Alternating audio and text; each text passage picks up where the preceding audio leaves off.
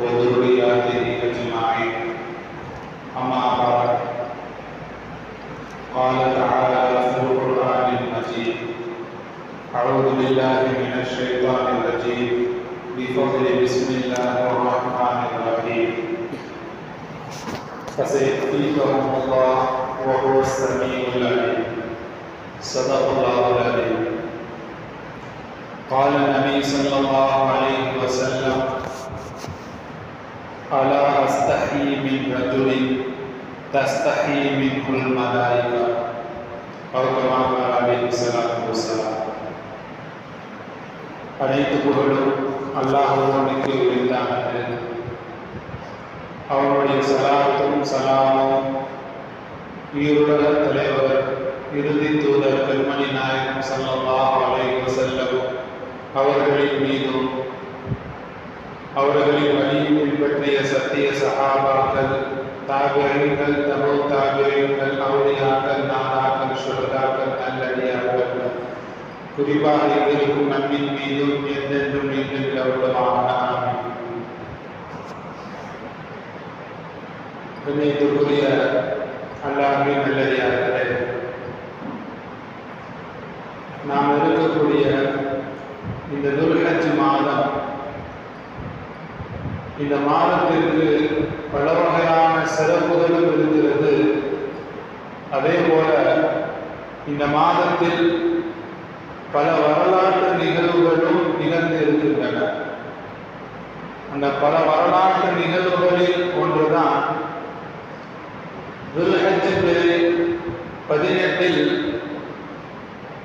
மூன்றாவது கலீஃபாவான உஸ்மான் இப்னு அஃபான் ரலியல்லாஹு அன்ஹு அவர்களுடைய ஷஹீத் ஆக்கப்பட்ட நாள். நாம் இருக்கக்கூடிய இந்த ஜும்மாவுடைய இந்த நாளும் துல்ஹஜ் 18 தான்.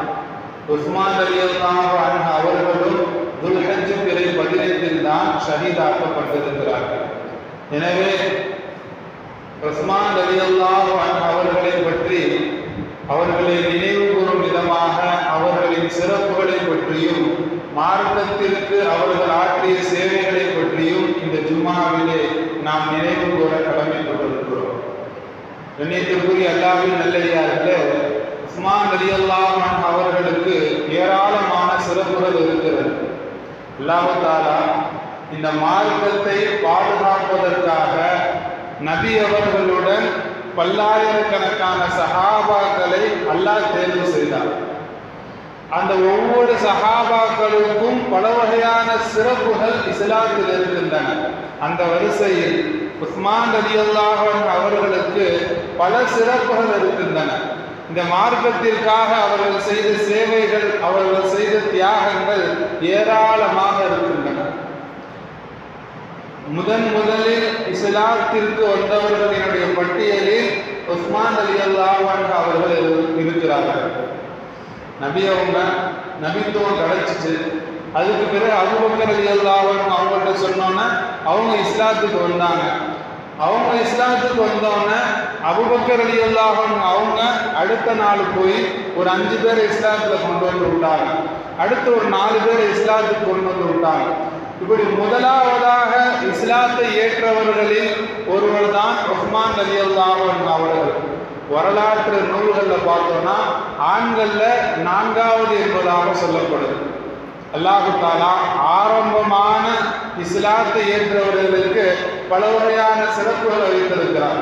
அல்லாஹ் தஆலா சில சமயங்கள்ல சஹாபாக்களை பற்றி குர்ஆன்ல சொல்லும் பொழுது ஆரம்பமாக இஸ்லாத்திற்கு வந்தவர்கள் என்பதாக தனியாக அவர்களையும் அல்லாஹ் தஆலா குறிப்பிடுவார். வஸாபிகூனல் அவ்வலூன மினல் முஹாஜிரீன், முஹாஜிர் சஹாபாக்கள்ல ஆரம்பமாக வந்தவர்கள் என்பதாக அல்லாஹ் தஆலா பல இடங்கள்ல அவர்களை குறிப்பாக சொல்லியிருக்கிறார். அந்த வரிசையில, அந்த லிஸ்ட்ல உஸ்மான் இப்னு அஃபான் ரலியல்லாஹு அன்ஹு அவர்கள் இருக்கிறார்கள். அதே போல நபி ஸல்லல்லாஹு அலைஹி வஸல்லம் அவர்களினுடைய நாவினால் பல சஹாபாக்களுக்கு நபி அவர்கள் சுவனத்து சுப செய்தியை சொல்லியிருக்கிறார்கள். அந்த வரிசையில் ஒரு தடவை நபி அவங்க ஒரு 10 சஹாபாக்களை நபி அவங்க தொடர்ந்து பேர் சொல்லி, இவங்கெல்லாம் சொர்க்கத்தில் இருப்பாங்க, இவர்களுக்கெல்லாம் அல்லாஹ் தஆலா சொர்க்கத்தை கொடுப்பான் என்பதாக ஒரு 10 சஹாபாக்கள் பேரை சொல்லி நபி அவங்க சுவனவாதி என்பதாக சொன்னாங்க. அந்த 10 பேர்ல ஒருத்தவங்க தான் உஸ்மான் ரலியல்லாஹு அன்ஹு அவர்கள். அஷரத்துல் முபஷ்ஷரா என்பதாக சொல்லுவாங்க. சுவனத்திற்கு நன்மாராயம் கூறப்பட்ட 10 பேர்கள். அந்த 10 பேர்ல உஸ்மான் ரலியல்லாஹு அன்ஹு அவர்கள்.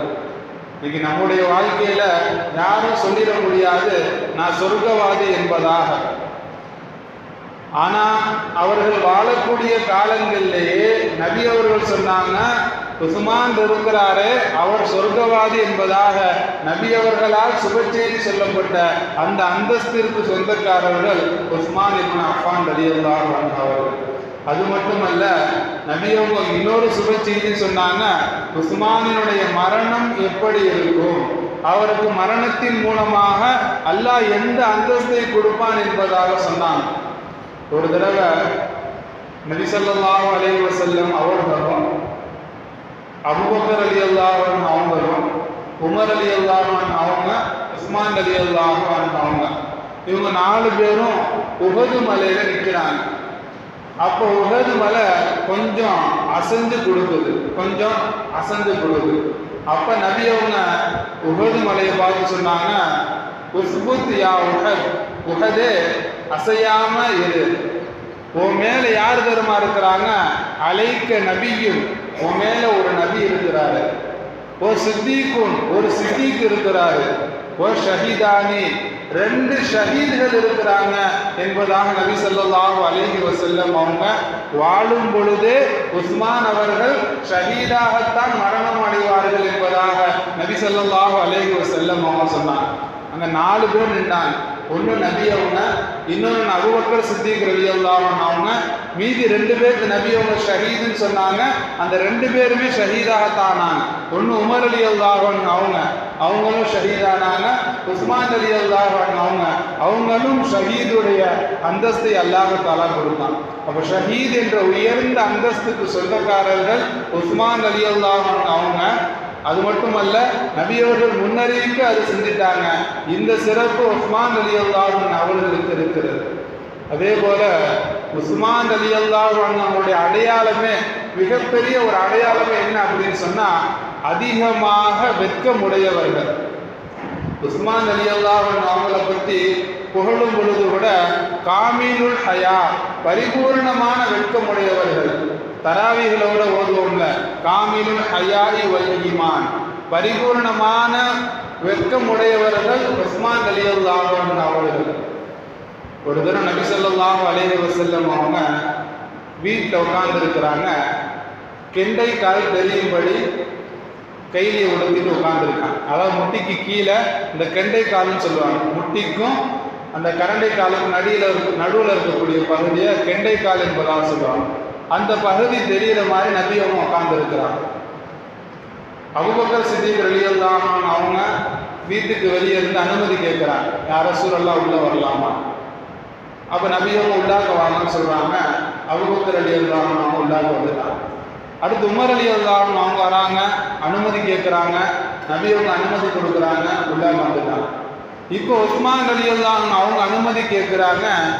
நபி அவங்க சாஞ்சிட்டு இருந்தவங்க உடனே எந்திரிச்சு நல்லபடியாக உட்கார்ந்து தன்னுடைய ஆடை எல்லாத்தையுமே சரி செஞ்சு கையிலேய கரண்டை கால் வரை நல்லா இழுத்து விட்டு பரிபூர்ணமான முறையில் போட்டிட்டு, இப்போ உஸ்மான வர சொல்லுங்க அப்படி நபி அவங்க சொன்னாங்க.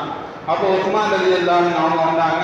வந்து எல்லாம் பேசி முடிச்சுட்டு போனதுக்கு பிறகு நபியலாருடைய மனைவி ஆயிஷா ரலியல்லாஹு அன்ஹா அவங்க கேட்டாங்க, யா ரசூலல்லாஹ், என்னுடைய தந்தை அபூபக்கர் வந்தாங்க, நீங்கள் அப்படியே தான் இருந்தீங்க. உமர் வந்தாங்க, அப்பயும் அப்படியே தான் இருந்தீங்க. இந்த உஸ்மான் ரலியல்லாஹு அன்ஹு அவங்க வரும்போது மட்டும் கொஞ்சம் உங்களுடைய ஆடைகள்லாம் சரி செஞ்சீங்களே, உங்களுடைய நிலைமையை மாற்றிக்கிட்டீங்களே, காரணம் என்ன அப்படின்னு கேட்கும் பொழுது நபி ஸல்லல்லாஹு அலைஹி வஸல்லம் அவங்க சொன்னாங்க, அலா அஸ்தஹி மின் ரஜுலின் தஸ்தஹி மின்ஹுல் மலாயிகா, மலக்குமார்கள் வெட்கப்படக்கூடிய ஒருத்தவரை பார்த்து நான் வெட்கப்படக்கூடாதா? உஸ்மானை பார்த்து மலக்குமார்களே வெட்கமடைவாங்க. அந்த அளவிற்கு வெட்கத்தில உயர்ந்த வெட்கமாக உஸ்மான் ரலியல்லாஹு அன்ஹு அவங்க இருக்கிறாங்க. அவங்க முன்னாடி நான் இப்படி கண்டைக்கால் தெரிகிற மாதிரி உட்கார்ந்தேன் அப்படின்னு சொன்னா அவங்க ரொம்ப கூச்சப்படுவாங்க, ரொம்ப வெட்கப்படுவாங்க. அதனால தான் நான் அதை மறைச்சேன் என்பதாக நபி ஸல்லல்லாஹு அலைஹி வஸல்லம் அவங்க ஆயிஷா ரலியல்லாஹு அன்ஹா அவங்கள்ட்ட சொன்னாங்க. ஆக உயர்ந்த வெட்கத்திற்கு சொந்தக்காரர்களாக உஸ்மான் ரலியல்லாஹு அன்ஹு அவங்க வாழ்ந்தாங்க. இது நமக்கு மிகப்பெரிய ஒரு முன் உதாரணமாக வாழ்ந்தாங்க. மார்க்கத்தில் வெட்கத்துக்குன்னு ஒரு தனி இடம் இருக்கு. நபி ஸல்லல்லாஹு அலைஹி வஸல்லம் அவங்க சொன்னாங்க, அல் ஈமானு பில்அத்து வ சபூன ஷுஅபத்துன். ஈமான் இருக்குது, 70க்கும் மேற்பட்ட கிளைகள் இருக்குது. அஃதலுஹா கவுலு லா இலாஹ இல்லல்லாஹ். அதில் ஆக உயர்ந்த தரம் என்பது லா இலாஹ இல்லல்லாஹ்ங்கிற வார்த்தை. அதுனாக அதில் தாழ்ந்தது ரோட்டில் இருக்கக்கூடிய கற்களை நகர்த்தி விடுவது.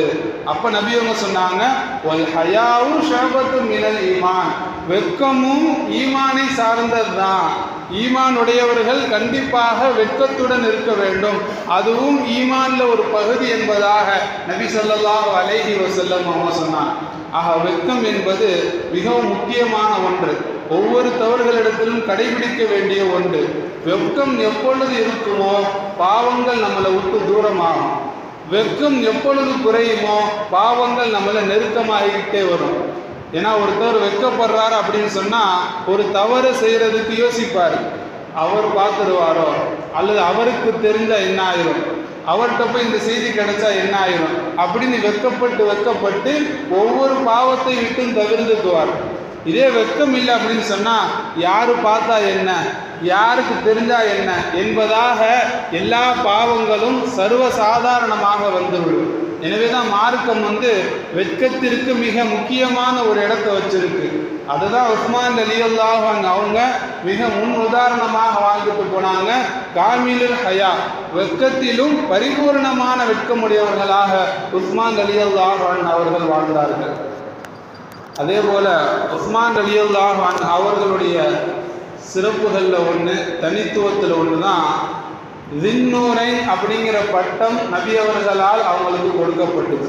தின்னூரைன்னா என்ன அப்படின்னு சொன்னால் 2 ஒளிகள் உடையவர்கள் என்பதாக அர்த்தம். 2 ஒளிகள்னா என்னன்னா, நபி அவர்களினுடைய 2 மகள்களையும் நிக்கா செய்தவர்கள் உஸ்மான் ரலியல்லாஹு அன்ஹு அவங்க. நபி அவருடைய 2 மகளை நிக்கா செஞ்சவங்க உஸ்மான் ரலியல்லாஹு அன்ஹு அவங்க. 2 மகள் அப்படின்னோன்னு தவறாக விளங்கிட வேணாம். ஏன்னா மார்க்கத்தில் ஒரே நேரத்தில் அக்கா தங்கச்சியை நிக்கா முடிக்கிறது ஹராமான ஒன்று. மார்க்கத்தில் ஹராமான ஒன்று. அக்கா உயிரோடு இருக்கும் பொழுது தங்கச்சியை முடிக்கிறதோ, தங்கச்சி உயிரோடு இருக்கும்போது அக்கா முடிக்கிறதோ ஹராமான ஒன்று. ஆனால் அக்கா இறந்துட்டாங்க அல்லது தங்கச்சி இறந்துட்டாங்கன்னா மற்றவங்களை நிக்கா முடிக்கலாம்.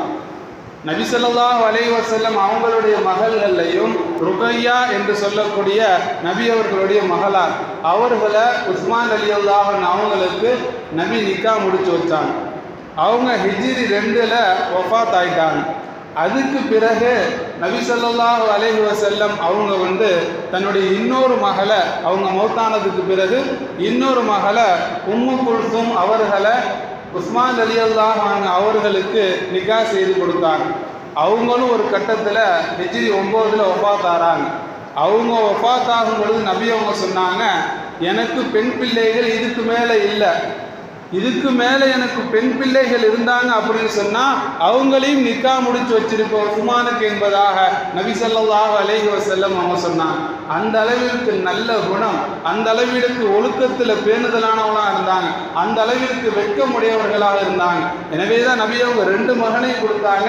2 மகனும் இறந்ததுக்கு பிறகு இதுக்கு மேலே எனக்கு மகள் இல்லை, ஒரு கால் மகள் இருந்துச்சுன்னா அதையும் உஸ்மானுக்கு நான் நிக்கா செய்து வைத்திருப்பேன் என்பதாக நபி ஸல்லல்லாஹு அலைஹி வஸல்லம் அவங்க சொன்னாங்க. நபி அவர்களுடைய 2 மகள்களை நிக்கா முடித்தவர்கள் உஸ்மான் ரலியல்லாஹு அன்ஹு அவர்கள். அதே போல உஸ்மான் ரலியல்லாஹு அன்ஹு அவர்களை பற்றி சொல்லும் பொழுது சஹாபாக்கள்ல பல சஹாபாக்கள் இஸ்லாம் வருவதற்கு முன்பதாக குடிப்பழக்கம் உள்ளவர்களாக இருந்திருக்கிறாங்க. அதாவது இஸ்லாம் வர்றதுக்கு முன்பதாக குடிப்பழக்கம் உள்ளவர்களாக இருந்திருக்கிறாங்க. இஸ்லாம் வந்ததுக்கு பிறகு, இஸ்லாம் ஹராம் அப்படின்னு சொன்னதுக்கு பிறகு முழுமையாக அதை உடனடியாக ஒரு செகண்ட் கூட தாமதப்படுத்தாம உடனே அதை கைவிட்டுட்டாங்க. ஆனால் இஸ்லாம் வர்றதுக்கு முன்னாடி ஜாகிலியத்தில் இருக்கும் பொழுது அங்கே இருக்கக்கூடிய மக்காவாசிகள் எல்லாருமே மேக்சிமம் அதிகமான பேர் குடிப்பழக்கம் உள்ளவர்களாக தான் இருந்தாங்க.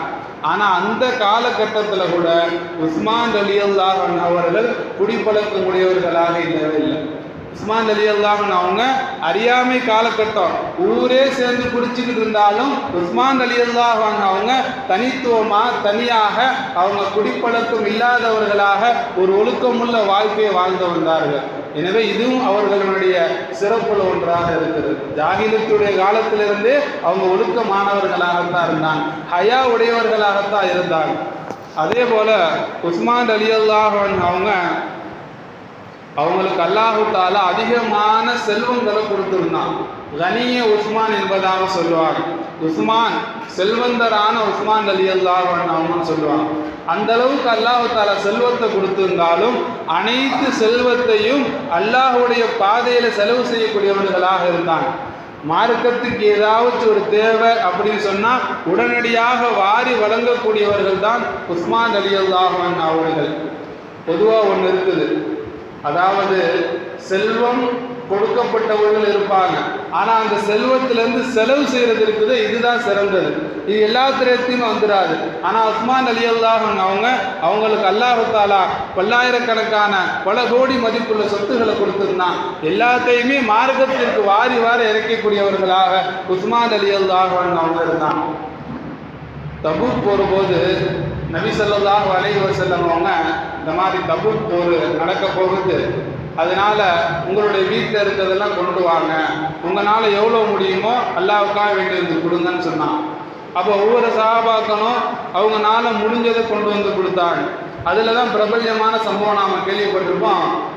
உமர் ரலியல்லாஹு அன்ஹு அவங்க அபூபக்கர் ரலியல்லாஹு அன்ஹு அவங்களோட போட்டி போட்டு தன்னுடைய சொத்துல பாதி அள்ளிட்டு வந்து கொடுத்தாங்க. அப்போ நபி அவங்க கேட்டாங்க, உமரே வீட்டில் என்ன விட்டுட்டு வந்திருக்கீங்க கேட்டாங்க. அப்போ உமர் ரலியல்லாஹு அன்ஹு சொன்னாங்க, வீட்டில் பாதியை வச்சுட்டு மீதி பாதியை கொண்டு வந்துட்டேன். அப்போ அபூபக்கர் ரலியல்லாஹு அன்ஹு அவங்கள்ட்ட நபி அவங்க கேட்பாங்க, அபூபக்கரே வீட்டில் எவ்வளோ விட்டுட்டு வந்திருக்கீங்கன்னு. அபூபக்கர் ரலியல்லாஹு அன்ஹு சொல்லுவாங்க, அல்லாஹ்வையும் அல்லாஹ்வுடைய ரசூலை மட்டும்தான் விட்டுருக்கேன், வீட்டில் உள்ள எல்லாத்தையுமே வலிச்சு எடுத்துட்டு வந்துட்டேன் என்பதாக அபூபக்கர் ரலியல்லாஹு அன்ஹு அவங்க சொல்லுவாங்க. உமர் ரலியல்லாஹு அன்ஹு அவங்களோட சொல்லுவாங்க, இந்த அபூபக்கர் முந்தவே முடியாது என்பதாக உமர் ரலியல்லாஹு அன்ஹு அவங்க சொல்லுவாங்க. அந்த சம்பவத்தின் போதுதான் உஸ்மான் ரலியல்லாஹு அன்ஹு அவங்களும் தன்னுடைய பங்கு கொடுத்தாங்க. எந்த அளவுக்கு கொடுத்தாங்கன்னா கிட்டத்தட்ட 1000 குதிரைகளை கொடுத்தாங்க, 1000 தீனார்களை கொடுத்தாங்க, 100 ஒட்டகங்களை 100 குதிரைகளை கொடுத்தாங்க. இது எல்லாத்தையும் கிட்டத்தட்ட இன்ற மதிப்பில் போட்டோம் அப்படின்னு சொன்னால் பல கோடிகள் கொடுத்தாங்க. இது எல்லாத்தையும் பார்த்துட்டு தான் நபி ஸல்லல்லாஹு அலைஹி வஸல்லம் அவங்க சொல்லுவாங்க, உஸ்மான் இந்த மார்க்கத்திற்காக இவ்வளோ கொடுத்துருக்காரு. அந்த நேரத்தில் கொடுத்ததுலேயே அதிகமாக கொடுத்தது உஸ்மான் ரலியல்லாஹு அன்ஹு அவங்க மட்டும்தான். அப்போ சொன்னாங்க, உஸ்மான் இருக்கிறாரு, இவர் இவ்வளோ கொடுத்துருக்கிறாரு, இதுக்கு மேலே என்ன செஞ்சாலுமே அவருக்கு எந்த தீங்குமே ஏற்படாது என்பதாக நபி ஸல்லல்லாஹு அலைஹி வஸல்லம் அவங்க சொல்கிற அளவுக்கு அதிகமாக கொடுத்தாங்க. அது மட்டுமல்ல, சஹாபாக்கள் காலத்தில் நபியவர்கள் காலத்தில் எப்பெல்லாம் மக்களுக்கு பஞ்சம் வருமோ அப்பெல்லாம் மக்களுடைய பஞ்சத்தை போக்குவதற்காக வேண்டி தன்னுடைய செல்வத்தை செலவு செய்யக்கூடியவர்களாக இருந்தாங்க. நபி அவங்க மதீனாவுக்கு ஹிஜ்ரத் செஞ்சு வந்துட்டாங்க. மதீனாவில் இருக்கக்கூடிய முஸ்லீம்களுக்கு தண்ணீர் பஞ்சம் ஏற்பட்டுச்சு. தண்ணீர் கிடைக்கிறது ரொம்ப சிரமமாக இருந்துச்சு. ஒரே ஒரு யூதன்ட்ட மட்டும்தான் ஒரு கிணறு இருந்துச்சு, பித்ரே ரூமா என்பதாக சொல்லப்படும். ரூமா என்ற கிணறு. அந்த கிணறுல அவன் தண்ணி வச்சிருந்தான். மக்கள் யாரெல்லாம் தண்ணி கேட்குறாங்களோ அவங்கள்ட்ட காசை வாங்கிட்டு தண்ணி கொடுக்குறவனாக இருந்தான். அப்போ சஹாபாக்களுக்கெல்லாம் சிரமமாக இருந்துச்சு. அப்போ நபி அவர்கள் சஹாபாக்கள் எல்லாத்தையும் கூப்பிட்டு, இந்த பித்ரே ரூமாங்கிற கிணறை யார் அல்லாஹ்வுக்காக வேண்டி வாங்கி மக்களுக்காக வேண்டி இலவசமாக கொடுப்பாரோ அவருக்கு சொர்க்கத்துக்கு நான் பொறுப்பேற்றுக்கிறேன் என்பதாக நபி ஸல்லல்லாஹு அலைஹி வஸல்லம் அவங்க சொன்ன உடனேயே மறுகணமாக உஸ்மான் ரலியல்லாஹு அன்ஹு அவங்க நான் இதுக்கு பொறுப்பேற்றுக்கிறேன்னு சொல்லி நேராக யூதன்கிட்ட போனாங்க. யூதன்கிட்ட போய் இந்த மாதிரி இந்த கிணறை எவ்வளோ சொல்றியோ அவ்வளோ காசுக்கு நான் கொடுத்துட்றேன் என்பதாக உஸ்மான் ரலியல்லாஹு அன்ஹு அவங்க சொன்னான். ஆனால் அவன் ஒத்துக்கிறான். அதுக்கப்புறமேட்டு கொஞ்சம் யோசிச்சு கொஞ்சம் அறிவாக கேட்டாங்க, சரி நீ முழுமையாக என்கிட்ட கொடுக்க வேண்டாம், ஒரு நாள் உனக்கு ஒரு நாள் எனக்கு அப்படிங்கிற மாதிரி ஒரு ஒப்பந்தத்தை போட்டுக்கலாம், அதுக்கு நீ எவ்வளோன்னு சொல்லு, எவ்வளோ கேட்டாலும் நான் தந்துடுறேன் என்பதாக சொன்னாங்க. அதுக்கு ஒத்துக்கிட்டான். எப்படி இருந்தாலும் கிணறு நம்மளோட தான், ஒரு நாளுடைய வாடகை நமக்கு கிடைச்சிருது, அதனால இதுக்கு ஒத்துக்கலாம்னு சொல்லி ஒரு ஒப்பந்தத்தை போட்டாங்க. ஒரு நாள் எனக்கு ஒரு நாள் உனக்கு தண்ணி எடுக்கிறதுக்கு அனுமதி அப்படின்னு சொல்லிட்டு அதுக்கும் காசு அதிகமான மடங்கு கேட்டான். அதையும் உஸ்மான் ரலியல்லாஹு அவங்க ஒத்துக்கிட்டு எப்பெல்லாம் உஸ்மான் ரலியல்லாஹு அவங்களுடைய அந்த நாள் வருமோ அப்போ போய் மக்கள்கிட்ட ஏலான்னு செஞ்சிருவாங்க, இலவசமாக தண்ணி எடுத்துகிட்டு போய்க்கோங்கன்னு சொல்லுவாங்க. அப்போ மக்கள்லாம் என்ன செஞ்சாங்கன்னா நேராக வந்தாங்க, 2 நாளுக்குரிய தண்ணியை எடுத்துக்கிட்டாங்க. இன்னைக்கு யூஸ் பண்ணுறதுக்கு நாளைக்கு யூஸ் பண்ணுறதுக்கு எடுத்துக்கிட்டாங்க. அதுக்கு அடுத்த நாள் வரும் பொழுது திருப்பி உஸ்மான் ரலியல்லாஹு அவங்க இலவசமாக கொடுத்தாங்க. ஆக மக்கள் எல்லாமே இலவசமாக யூஸ் பண்ண ஆரம்பிச்சுட்டாங்க. அதுக்கு பிறகு யூதன்ட்ட அவன் காசு கொடுக்குற நேரத்தில் யாருமே வரலை. அப்போ பார்த்தான் இதுக்கு மேலே நமக்கு நஷ்டம்தான் ஏற்படும் அப்படின்னு சொல்லி முழுமையாக உஸ்மான் ரலியல்லாஹு அவங்கள்ட்ட அதை ஒப்படைச்சு அதனுடைய காசை வாங்கிட்டான். உஸ்மான் ரலியல்லாஹு அவங்க அந்த கிணறை வாங்கி அந்த கிணறை முஸ்லீம்களுக்காக வேண்டி சதகா ஜாரியாவாக ஆக்கி விட்டான். இப்போ எப்பெல்லாம் மக்கள் கஷ்டப்படுவாங்களோ, எப்பெல்லாம் மக்களுக்கு பஞ்சம் ஏற்படுமோ அப்பெல்லாம் உஸ்மான் ரலியல்லாஹு அவங்களுடைய சொத்து அந்த பஞ்சத்தை தீர்க்கக்கூடியதாக இருந்துச்சு. அபூபக்கர் ரலியல்லாஹு அவங்களுடைய காலத்தில் ஒரு தடவை மக்களுக்கு மத்தியில் மிகப்பெரிய ஒரு பஞ்சம் ஏற்பட்டுச்சு. உணவுப் பொருட்கள் கூட ரொம்ப பஞ்சமாக இருந்துச்சு. அப்போ மக்கள் எல்லாம் அபூபக்கர் ரலியல்லாஹு அவங்களுடைய வீட்டுக்கு போய் இந்த மாதிரி ரொம்ப பஞ்சமாக இருக்குது, மக்கள் எல்லாம் சிரமப்படுறாங்க, அதனால ஏதாச்சும் ஒரு முடிவு பண்ணுங்கன்னு சொன்னாங்க. அப்போ அபூபக்கர் ரலியல்லாஹு அவங்க சொன்னாங்க, நீங்கள் அல்லாஹ்விடத்துல துவா கேளுங்க, கண்டிப்பாக அல்லாஹ் கொடுப்பான் என்பதாக சொல்லிட்டு அபூபக்கர் ரலியல்லாஹு அவங்க போயிட்டாங்க. இப்போ மக்கள் எல்லாமே வராங்க. சிரியாவிலிருந்து மிகப்பெரிய வியாபார சரக்குகளோட பல நூறு ஒட்டகங்கள் வந்துக்கிட்டு இருக்கு. இதை கேட்ட வியாபாரிகள் எல்லாம் ஊருக்கு வெளியவே அந்த சரக்குகள் எல்லாத்தையும் நாம் மடக்கி அந்த சரக்குகள் எல்லாமே நாம் வாங்கிட்டு அதை மக்களிடத்தில் அதிகமாக சொல்லி நாம் வியாபாரம் செஞ்சிடலாம், அதிக லாபம் ஈட்டிடலாம் என்பதாக எல்லா மக்களுமே நினைக்கிறாங்க. மார்க்கத்தை பொறுத்தவரையும் இது தடை செய்யப்பட்ட ஒன்று. நபி அவங்க தடுத்திருக்கிறாங்க, பஞ்ச காலத்தில் அதிக காசு கொடுத்து நீங்கள் ஒருபோதும் விற்கக்கூடாது என்பதாக நபி அவங்க பஞ்ச காலத்தை பற்றி சொல்லியிருக்கிறாங்க. அப்போ அங்கே இருக்கக்கூடிய அந்த யகூதிகள் எல்லாம் ஒரு முடிவு எடுத்தாங்க. இப்போ இது யாருடைய சரக்கு என்பதாக விசாரிக்கும் பொழுது உஸ்மான் ரலியல்லாஹு அவங்களுடைய சரக்கு தான், இதுதான் சிரியாவிலிருந்து பல நூறு ஒட்டகங்கள் சுமந்து வந்துக்கிட்டு இருக்குது. இப்போ எல்லா வியாபாரிகளுமே உஸ்மான் ரலியல்லாஹு அவங்களுடைய வீட்டுக்கு வந்துட்டான். வீட்டுக்கு வந்து உஸ்மான் ரலியல்லாஹு அவங்கள்ட்ட பேரம் பேசுகிறாங்க, இந்த மாதிரி இந்த ஊருடைய வியாபாரிகள் முக்கியமான வியாபாரிகள் நாங்கள் தான், எனவே உங்களுடைய வியாபார பொருட்கள்லாம் வருது, உணவுப் பொருட்கள்லாம் வருது நாங்கள் கேள்விப்பட்டோம், அதனால் அதனுடைய விலை என்னவோ எங்கள்கிட்ட கொடுத்துருங்க, நாங்கள் மக்கள்கிட்ட போய் வியாபாரம் செஞ்சுக்கிறோம் அப்படின்னு கேட்டாங்க. அப்போ உஸ்மான் ரலியல்லாஹு அவங்க சரி நான் உங்களுக்கு கொடுக்குறேன், நீங்கள் எவ்வளோ எக்ஸ்ட்ரா தருவீங்கன்னு கேட்டாங்க. அப்போ சில வியாபாரிகள் சொன்னாங்க 1 மடங்கு சாதாரண லாபத்தை விட 1 மடங்கு நாங்கள் அதிகமாக தரோன்னு. உஸ்மான் ரலியல்லாஹு சொன்னாங்க 10,000 சொன்னாங்க, சில பேர் 2ன்னு சொன்னாங்க, 10,000 சொன்னாங்க, சில பேர் 3, 4, 5. உஸ்மான் ரலியல்லாஹு 10,000 சொல்லிட்டாங்க. அப்போ மக்கள் எல்லாம் வியாபாரிகள்லாம் பார்த்தாங்க, இதுக்கு மேலே யார் அதிகமாக கொடுத்து வாங்குவா, இந்த ஊருடைய வியாபாரிகள் எல்லாம் நாங்கள் மட்டும்தான் இருக்கோம், நாங்கள் 5 வரையும் வந்துட்டோம், இதுக்கு மேலே எந்த ஒரு வியாபாரியுமே அதிகமாக கொடுக்க மாட்டான்னு சொன்னோன்னே உஸ்மான் ரலியல்லாஹு அவங்க சொன்னாங்க, ஏற்கனவே 10 மடங்குக்கு நான் கொடுத்துட்டேன், இதை நான் வியாபாரம் செஞ்சுட்டேன், 10 மடங்கு அதிக கூலிக்காக வேண்டி நான் வியாபாரம் செஞ்சுட்டேன் அப்படின்னு சொன்னோன்னே மக்கள் வியாபாரிகள் எல்லாம் கேட்டாங்க, அது யார் 10 மடங்கு கொடுத்து யார் வாங்குறா, அந்த வியாபாரி யார் என்பதாக கேட்கும் பொழுது அவன்தான் அல்லாஹ், நீங்க 1 ரூபா கொடுத்தீங்கன்னா அதுக்கு 10 ரூபா நான் தரேன், 10 நன்மையை நான் தரேன் என்பதாக அல்லாஹு தாலா சொல்லிட்டா. என்னுடைய பல நூறு ஒட்டகத்தில் இருக்கக்கூடிய எல்லா உணவுப் பொருட்களையும் அல்லாஹ்வுக்காக வேண்டி என்னுடைய மக்களுக்கு நான் இலவசமாக நான் கொடுத்துறேன் என்பதாக உஸ்மான் ரலியல்லாஹு அன்ஹு சொல்லி அந்த பல நூறு ஒட்டகத்தில் இருந்த எல்லா உணவுப் பொருட்களையுமே இலவசமாக கொடுத்தாங்க உஸ்மான் ரலியல்லாஹு அன்ஹு. அந்த அளவிற்கு எப்பெல்லாம் மக்கள் கஷ்டப்படுவாங்களோ அப்பெல்லாம் உஸ்மான் ரலியல்லாஹு அன்ஹு அவங்களுடைய பங்கு மிக முக்கியமான ஒரு பங்காக இருந்துச்சு. அல்லாஹு தாலா செல்வத்தை கொடுத்திருந்தாலும் அதை செலவு செய்யணும்ல. செல்வத்தை கொடுத்து யாருக்கெல்லாம் செல்வம் கொடுக்கப்பட்டதோ எல்லாமே செலவு செஞ்சிருவாங்களா? எல்லாமே அல்லாஹ்வுக்காக வேண்டி கொடுத்துருவாங்களா? ஆனால் அல்லாஹு தாலா அப்படிப்பட்ட ஒரு தன்மையை கொடுத்தா அல்லாஹ்வுக்காக வேண்டின்னு வந்துட்டா எவ்வளோங்கிறதெல்லாம் பார்க்க மாட்டாங்க. எவ்வளோ இருந்தாலும் அனைத்தையும் கொடுக்கக்கூடியவர்களாக உஸ்மான் ரலியல்லாஹு அன்ஹு அவங்க இருந்தாங்க. இந்த அளவுக்கு ஒரு உன்னதமான ஒரு பண்புகளை உடையவர்கள் தான் உஸ்மான் ரலியல்லாஹு அன்ஹு அவங்க. அது மட்டுமல்ல, உஸ்மான் ரலியல்லாஹு அன்ஹு அவங்களுடைய சிறப்புகளில் ஒரு சிறப்பு என்னன்னா, சில விஷயங்களில் உஸ்மான் ரலியல்லாஹு அன்ஹு அவங்க கலந்திருக்கவே மாட்டாங்க. ஆனால் நபி ஸல்லல்லாஹு அலைஹி வஸல்லம் அவங்க சொன்னாங்க, உஸ்மான் இதில் கலக்காட்டினாலும் இதனுடைய நன்மை அவருக்கு கிடைக்கும் என்பதாக சில நிகழ்வுகளில் நபி ஸல்லல்லாஹு அலைஹி வஸல்லம் அவங்க சொன்னாங்க. பத்ரு போர் இஸ்லாத்தினுடைய முதல் போர் பத்ரு போர். பத்ரு போரில் எல்லா சஹாபாக்களும் போனாங்க, உஸ்மான் ரலியல்லாஹு அன்ஹு அவங்க போகலை. காரணம் என்னன்னா, உஸ்மான் ரலியல்லாஹு அன்ஹு அவங்களுடைய மகள், உஸ்மான் ரலியல்லாஹு அன்ஹு அவங்களுடைய மனைவி, நபி அவர்களுடைய மகள் ருக்கையா ரலியல்லாஹு அன்ஹு அவங்களுக்கு ரொம்ப உடம்பு சரியில்லை. இவங்கள விட்டா பார்க்கறதுக்கு ஆள் இல்லை. அதனால் நபி அவங்க கூப்பிட்டுட்டு, உங்கள் மனைவியை நீங்கள் பார்த்துக்கோங்க, நீங்கள் வர வேண்டாம் என்பதாக நபி அவங்க அவங்கள தடுத்துட்டாங்க.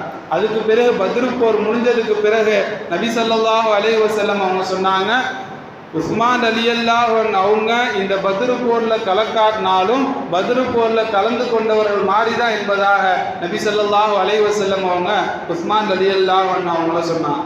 அது மட்டுமல்ல, இன்னொரு நிகழ்வுகளில் பைஅத்தே ரில்வான் என்று சொல்லக்கூடிய ஒரு உடன்படிக்கை, அதாவது ஹுதைபியாவின் போது உஸ்மான் ரலியல்லாஹு அன்ஹு அவங்க மக்களிடத்தில் பேச போனாங்க. இந்த மாதிரி நாங்கள் உம்ராவுக்காக வேண்டி தான் வந்திருக்கிறோம், வேறு எதுக்காக வேண்டியும் வரலை, நீங்கள் எங்களுக்கு இந்த ஒரு முறை உம்ராவுக்காக வேண்டி அனுமதி கொடுங்க, எங்களை தடுத்துடாதீங்கன்னு பேசுறதுக்காக வேண்டி போனாங்க.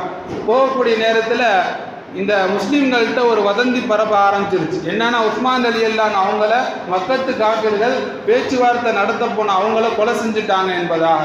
இப்போ நபி அவர்களும் சஹாபாக்களும் கோவப்பட்டு இப்போ இவங்க பையத்து செய்கிறாங்க, உஸ்மான் கொலை செய்யப்பட்டிருந்தார் அப்படின்னு சொன்னால் அவருக்காக வேண்டி நாங்கள் கண்டிப்பாக பழி வாங்குவோம் என்பதாக. அப்போ எல்லாருமே நபி அவர்களுடைய கையில் எல்லா சஹாபாக்களும் கையை வச்சு பையத்து செஞ்சாங்க.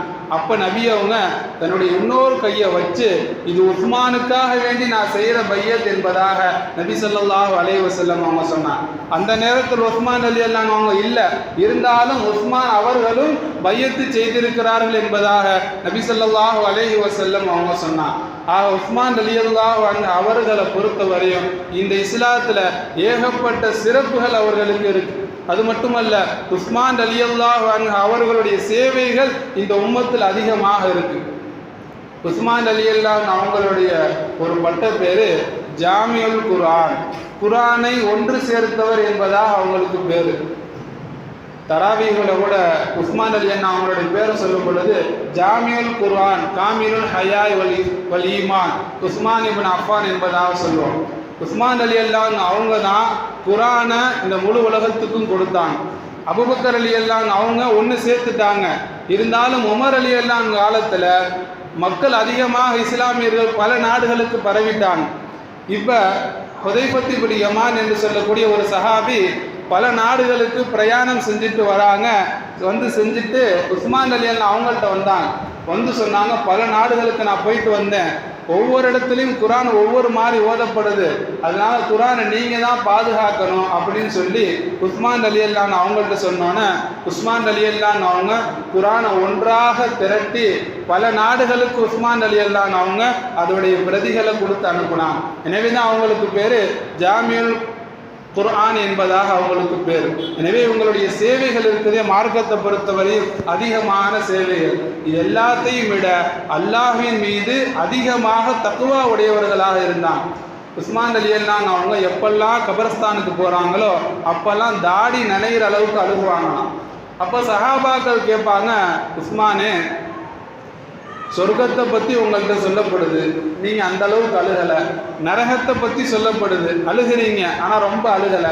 ஆனால் இந்த கபருக்கு வந்தால் மட்டுமே இந்த அளவுக்கு தேம்பி தேம்பி ரொம்ப அழுகிறீங்களே, காரணம் என்னன்னு கேட்கும் பொழுது உஸ்மான் ரலியல்லாஹு அவங்க சொன்னாங்க, இந்த கபர் இருக்குது, இதுதான் ஆகிரத்தினுடைய முதல் வீடு. இந்த வீடு ஒருத்தவருக்கு சொர்க்க பூங்காவாக இருந்துச்சுன்னா அடுத்தடுத்து அவருக்கு வெற்றி தான்.